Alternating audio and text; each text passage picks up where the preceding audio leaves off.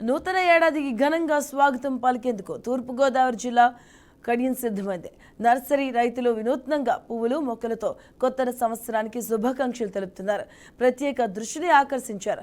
ఇక ఈ ఏడాది యువ నర్సరీ రైతులు ఏర్పాటు చేసిన అద్భుత కూర్పులు సందర్శకులను విశేషంగా ఆకట్టుకుంటున్నాయి. ఇక వేలాది స్వదేశీ విదేశీ మొక్కలతో పదుల సంఖ్యలో నర్సరీ శ్రామికులు శ్రమించి వీటిని తీర్చిదిద్దారు.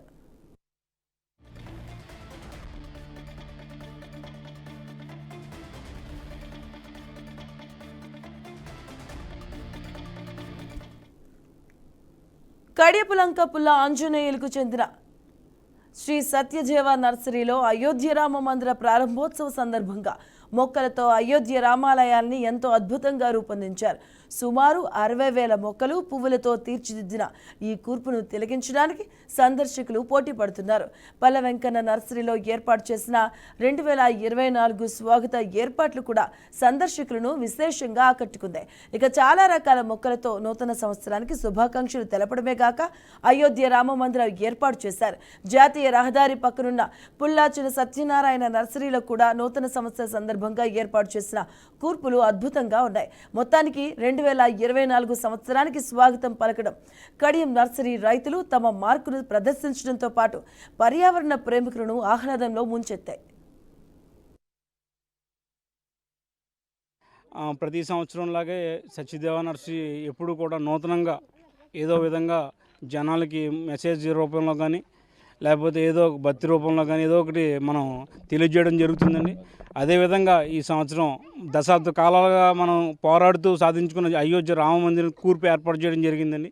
ఈ కూర్పు దగ్గరగా మనకి ఒక 20 రోజులుగా 15 కూలీల నుంచి 20 కూలీల మంది డైలీ వర్క్ చేస్తూ ఒక 50,000 నుంచి ఒక 60,000 మొక్కలు మనం వాడి 15 వెరైటీస్తో ఒక అందమైన రామ మందిరం కూర్పు ఏర్పాటు చేయడం జరిగింది సార్.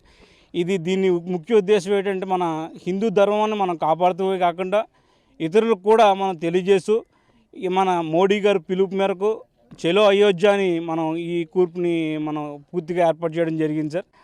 ప్రతి సంవత్సరంలాగే సత్యదేవ నర్సరీ ఎప్పుడు కూడా నూతనంగా ఏదో విధంగా ఈ 2024 అనేది చాలా ప్రత్యేకమైన సంవత్సరం అండి. ఇప్పుడు దాకా గడిచిన సంవత్సరాల కన్నా ఈ 2024లో మనం ఉన్నామంటే మన అదృష్టంగా భావించాలి. ఎందుకంటే మన శ్రీరాముని యొక్క మందిరం అలాగే విగ్రహ ప్రతిష్ట ఈ 24లో జరుగుతుందండి. ఈ 2024 చిరస్థాయిగా ఒక హిస్టరీలో ఒక సంవత్సరంగా నిలిచిపోద్దని నేను భావిస్తున్నానండి. అందుకని ఈ 2024 మన శ్రీరాముని యొక్క సంవత్సరం అని చెప్పుకోవటానికి చాలా గర్వకారణంగా ఉంది. మన అయోధ్యలో శ్రీరాముని యొక్క మందిరం విగ్రహ ప్రతిష్ట జరుగుతున్నందుకు ఈ 2024కి ఈ మొక్కల ద్వారాగా కూర్పుని ఏర్పాటు చేసి వెల్కమ్ 2024 అని ఇక్కడ మొక్కలతో వివిధ రకాల మొక్కలు ఆల్టర్నేంత్రా ఎల్లో, ఆల్టర్నేంత్రా రెడ్, ఆల్టర్నేంత్రా గ్రీను మరియు క్యాజురినా గ్లూకా అనే మొక్కలతో 2024 కూర్పుని ఏర్పాటు చేసాం.